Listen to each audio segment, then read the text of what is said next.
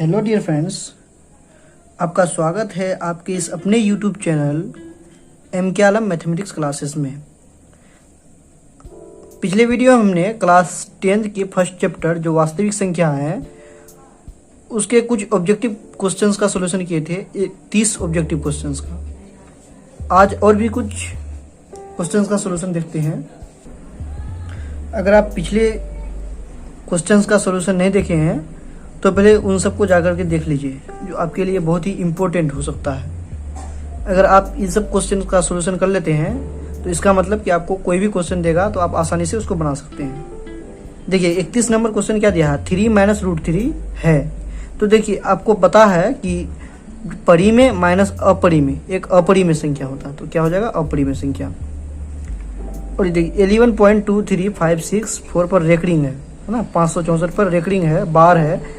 तो जब किसी पर बार होता तो वो एक क्या हो जाता है, मतलब ये रिपीट करेगा नंबर। तो ये जब रिपीट करता है तो ये परिमेय संख्या। इसमें भी उसी तरह से इसको हम लिख सकते कैसे, 5.2 और 3 रिपीट होता है तो 3 पर बार, ये भी क्या हो जाएगा, एक परिमेय संख्या हो जाएगा। ठीक है। अब क्वेश्चन नंबर 34 देखिए, 1/√7, तो √7 में है तो अपरिमेय संख्या। उसके बाद आगे वाला 35 क्या दिया है, देखिए ये क्वेश्चन समझने वाला है। भाज्य ए भाजक बी के लिए a = BQ + R। क्या बोलता है कि भाज्य ए और भाजक बी के लिए a = BQ + R में R के लिए कौन सा सत्य है।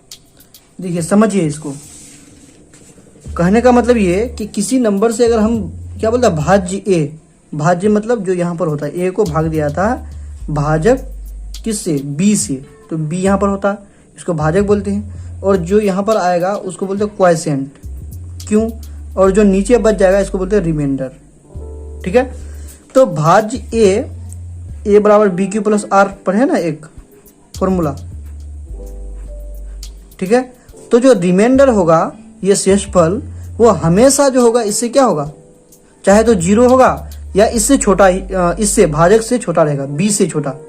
ठीक है। अगर मान लीजिए हम समझिए, अगर मान लीजिए 4 से हमको 9 को भाग देना है तो कितना हो जाएगा, 4 दूना 8, भाग लगाएंगे तो 1 बचेगा। और देखिए यहाँ इससे बड़ा कभी नहीं हो सकता। मान लीजिए अगर और भी कोई नंबर है, मान लीजिए यहाँ पर और 3 है या कुछ भी है, 3 उतारेंगे तो देखो इससे बड़ा हो गया तो फिर भाग देंगे, 4 × 3 = 12। ठीक है। यानी इससे जो हमेशा जो यहाँ पर शेषफल आएगा वो क्या आएगा, छोटा आएगा। तो इसी को हम कैसे लिख सकते हैं कि चाहे तो ये 0 के बराबर होगा या उससे बड़ा होगा। ठीक है। तो 0 के बराबर या बड़ा कौन हो जाएगा, R हो जाएगा। ठीक है। लेकिन किससे छोटा हो जाएगा, B से छोटा होगा। तो इस तरह से, तो ये वाला ऑप्शन देख लीजिए किसमें है, ऑप्शन नंबर C। ठीक है। अब क्वेश्चन नंबर 36 देखिए, 5√2, 5√2 क्या हो जाएगा, एक अपरिमेय संख्या। और यहाँ पर देखिए शांत है इसीलिए परिमेय हो जाएगा। निम्न संख्या में कौन सा विजातीय है, विजातीय मतलब अलग जात का। तो देखिए 2/3 एक परिमेय संख्या है, इसको निकालेंगे तो 5 × 25 और 7 × 7 + 5/7, ये भी एक परिमेय संख्या। ये देखिए ये अपरिमेय संख्या है, ये भी एक परिमेय संख्या है। इसका मतलब यही विजातीय है, अलग जात का है, बाकी सब एक जात का है। ठीक है। निम्न में कौन सा परिमेय है, परिमेय है, तो ये पाई एक अपरिमेय बताए हैं, √7 भी अपरिमेय। यहाँ पर देखिए, यहाँ पर आपका कितना 16/25, ये वाला है ना आपका अलग से आ गया, ये नहीं होगा, 16/25, तो 4 × 4 = 16, 5 × 25, तो 4/5, यही आपका हो गया परिमेय संख्या। ये तो अपरिमेय है।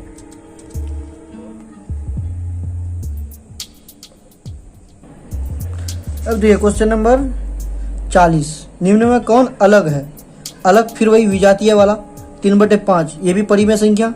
इसको तोड़ेंगे तो 4 × 16 आ जाएगा, यानी 4/2, ये भी परिमेय। ये देखिए ये अपरिमेय, ये भी परिमेय, ये अपरिमेय है, तो ये वाला हो जाएगा अलग, ये आंसर। संख्या इतना P/Q के रूप में है जहाँ P और Q पूर्णांक में लिखा जा सकता है।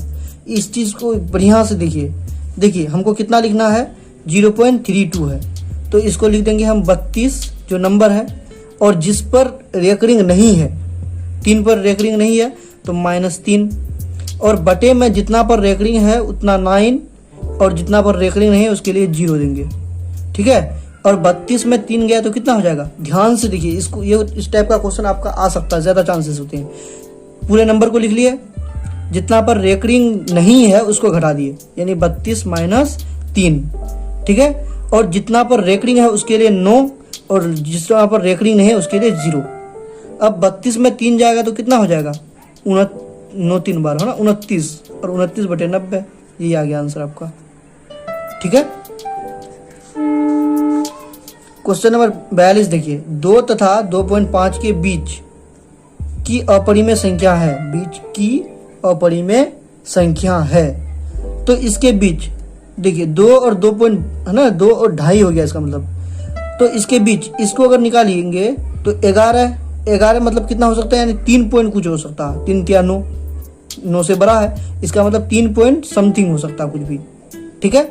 √5 को निकालेंगे तो 2 दूना 4, 2 पॉइंट समथिंग हो सकता है, ठीक है। और इसको निकालेंगे तो 22 तुम्हारा आपका कितना हो जाएगा? 4 चौक 16, 5 25, 4 चौक 16, 4 पॉइंट समथिंग हो सकता है। और इसका भी 3 या 9, 4 चौक 16, 3 पॉइंट समथिंग हो सकता है। तो उसके बीच 2 और 2.5 के बीच क्या आ जाएगा?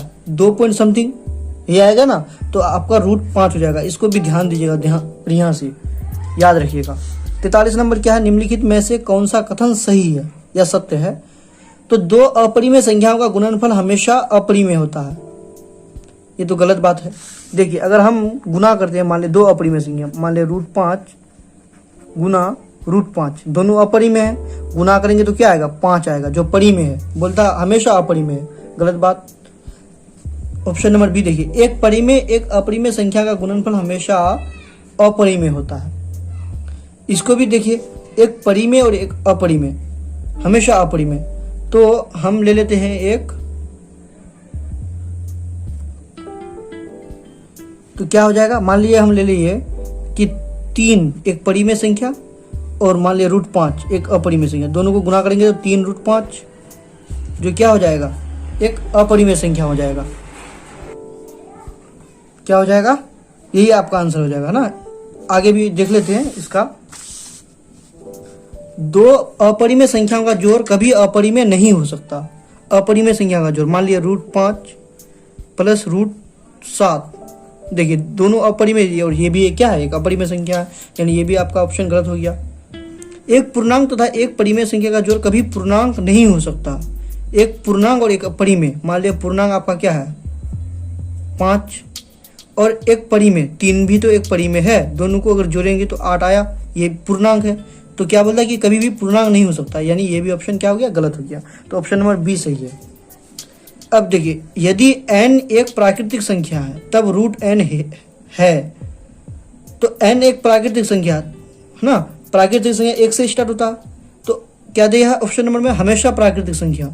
मान लिए हम ले लिए √4 ले लेंगे तो आपका 2 आ गया, ये प्राकृतिक संख्या मान ली। अगर हम यही √3 लेते हैं तो √3 क्या है? एक आपका प्राकृतिक संख्या नहीं है, एक अपरिमेय संख्या है। बोलता हमेशा अपरिमेय। यहाँ पर देखिए ये जीता जाता उदाहरण, यहाँ पर 2 आ गया जो अपरिमेय नहीं है, परिमेय है, और √3 लिए तो ये एक अपरिमेय संख्या, तो हमेशा भी अपरिमेय नहीं होगा, कभी कभी परिमेय भी होगा। और हमेशा परिमेय संख्या, देखिए यहाँ पर परिमेय है लेकिन यहाँ पर अपरिमेय आ गया, तो क्या हो सकता है? कभी प्राकृतिक संख्या हो सकता है जो ये है, और कभी अपरिमेय संख्या हो सकता है। इसका आंसर डी हो जाएगा, ठीक है। यदि प्रथम 13986 अभाज्य संख्याओं का योग n है, ठीक है, इतना अभाज्य संख्याओं का योग कितना है? n है, तो n हमेशा भाज्य होगा किससे? से। तो इसका आंसर क्या हो जाएगा? कोई नहीं होगा, ठीक है। अब 46 नंबर क्या दिया है? x पे पावर n प्लस 1 का एक गुणक x प्लस 1 है, तो n निश्चित रूप से होगा एक विषम पूर्णांक, सम पूर्णांक, ऋणात्मक पूर्णांक, एक धनात्मक पूर्णांक। तो इसका आंसर क्या हो जाएगा? विषम पूर्णांक हो जाएगा। देखिए क्या बोलता है कि x प्लस 1 इसका एक गुणक है, इसका मतलब उसका एक गुणनखंड है, एक तरह से ऐसे कीजिए। तो हम कोई भी विषम पूर्णांक लेके चेक कर सकते हैं इसको। मान लिया 3 एक विषम पूर्णांक है, तो 3 प्लस 1 ले लिए n की जगह में, और x प्लस 1 इसका ये है, तो लेकर देखते हैं। अगर 0 आ गया रिमाइंडर, इसका मतलब ये एक गुणक है। तो यहाँ से अगर करेंगे तो क्या आ जाएगा? x² यहाँ पर आ जाएगा, और यहाँ पर x³ आ जाएगा, फिर प्लस 1 इंटू x² क्या होता है? x²। इसको माइनस कर लीजिए, ये वाला कट जाएगा, यहाँ पर -x², और प्लस में ये वाला 1। फिर यहाँ से माइनस एक्स देंगे तो माइनस प्लस माइनस होता है माइनस एक्स स्क्वायर, और यहाँ पर plus minus minus x into 1 x. ये वाला प्लस हो जाएगा साइन का ऑपोजिट, ये वाला ये हो जाएगा, और x प्लस 1 इसको लिख देंगे। तो प्लस 1 लेंगे तो x प्लस 1। देखिए यहाँ पर फिर x प्लस 1 दोनों क्या हो गया, कट गया, 0 आ गया। इसका मतलब ये क्या होना चाहिए, विषम पूर्णांक होना चाहिए। क्या हो जाएगा, एक विषम पूर्णांक हो जाएगा। ठीक है। संख्या रेखा पर प्रत्येक बिंदु प्रदर्शित करता है एक वास्तविक संख्या को प्रदर्शित करता है। ठीक है। संख्या रेखा पर प्रत्येक बिंदु एक वास्तविक संख्या को प्रदर्शित करता है। उसमें वास्तविक संख्या में सब कुछ आ गया, प्राकृतिक, परिमेय, अपरिमेय। निम्नलिखित में कौन सा भिन्न दशमलव प्रसार शांत है।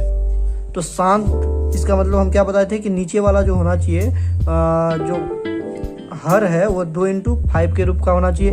तो देखिए इसमें इसको थोड़ा सा ऑप्शन नंबर सी इसका आंसर हो जाएगा। देखिए 343 है, 343 बटे इतना 2 पे पावर 3 × 5 पे पावर 3 इंटू देखिए 7 पे पावर 3 पावर 243 343 होता है। ये कट जाएगा बराबर, देखिए 1 बटे इतना आ गया। इसका मतलब यही इसका आंसर हो जाएगा। सबसे छोटी पूर्ण वर्ग संख्या जो 16, 20 और 24 से विभाज्य हो। ठीक है, यानी सबसे कट जाए। तो सबका एलसीएम निकाल के देखते हैं। 16, 20 और 24 का एलसीएम निकाल लीजिए। एलसीएम मतलब लोएस्ट हो ना, तो सबसे छोटी निकालने बोलता है। 16, 20, 24 का 2 से लीजिएगा 8, 10, 12, फिर 2 से लीजिएगा 4, 5, 6, फिर 2 से लीजिएगा 2, 5, 3। अब यहाँ से गुना कर लीजिए, कितना आ जाएगा, 5 दूना 10, दूना 20, दूना 40, दूना 60 और 60 या 180, यानी कितना आ जाएगा आंसर। देखिए 5 या 15, 15 दूना 30 और दूना 4 दूना 8, 3 8 है 24, 2400 क्या जाता है। 5 या 15 दूना 30, 3 4 दूना 8, 30 गुना 8, 8 या 24, 240। तो 240 इसका आंसर हो जाएगा। क्या जाएगा, 240 ऑप्शन नंबर। ठीक है। अब 50 नंबर दिया है कि दो संख्याओं का लघुत्तम समावर्तक यानी एलसीएम इनके महत्तम समावर्तक का 14 गुना है। एलसीएम कितना है, इसके एचसीएफ का 14 गुना है। यानी अगर हम ले लें कि एलसीएम जो है x है तो एचसीएफ कितना हो जाएगा। एचसीएफ अगर x मानते हैं तो एलसीएम क्या हो जाएगा, 14x हो जाएगा। ठीक है। लघुत्तम समावर्तक एलसीएम तथा एचसीएफ महत्तम समावर्तक एचसीएफ का जोड़ 600 है। अगर दोनों को जोड़ते हैं यानी x प्लस 14x को, तो कितना आएगा, 600 आएगा। यदि एक संख्या 280 है तो दूसरी संख्या की निकालिए। एक संख्या क्या बोलता है कि 280 है, तो दोनों को जोड़ने यहाँ से हम x निकाल लेते हैं। तो x कितना आ जाएगा, 15x हो जाएगा। 15x बराबर 600, x बराबर कितना आ जाएगा, 600 बटे 15, 15 चुका 60, 40, यानी x का मान कितना आ गया, 40। तो इसका एचसीएफ 40 है और एलसीएम कितना है, 14 गुना 40, 14 चौक 56 होता है, 560। ठीक है, यही है इसका एलसीएम है 560 और एचसीएफ है 40। और हम एक चीज पढ़े हुए हैं कि एलसीएम इंटू एचसीएफ दो संख्या का गुणनफल होता है। उसमें से एक संख्या आपको 280 दे के रखा है, तो 280 और गुना हमको दूसरा संख्या निकालना है। तो दूसरा संख्या निकालना है तो उसके लिए हम क्या कर लेते हैं, भाट कर लेते हैं या ए ले लेते हैं। तो यहाँ से एलसीएम मेरा कितना निकला है, एलसीएम निकला 560। तो क्या हो जाएगा, 560 गुना एचसीएफ कितना है, 40 और 280 दूसरा वाला संख्या, तो 280 से भाग दे देंगे। ये वाला संख्या इधर आएगा तो भाग हो जाएगा ना। और यहाँ से काटिएगा तो कितना आ जाएगा, 0 0 कैंसिल, 4 7 है 28, 7 8 है 56, 80। यानी दूसरा संख्या आपका कितना हो जाना चाहिए, 80 होना चाहिए। ठीक है। 51 नंबर 23.43 को PYQ के रूप में लिखा जा सकता है, बताए एक तरह। आप इसको खुद से सोल्व कीजिएगा और हमको बताना कि कितना आंसर है आया। ठीक है। 52 नंबर भी x पे पावर n प्लस 1 का एक गुणक x प्लस 1 है सिर्फ तभी जब क्या होगा, इसको भी हम अभी बताए इस टाइप का क्वेश्चन। तो ये दोनों आप खुद से प्रयास कीजिए और हमको बताइए।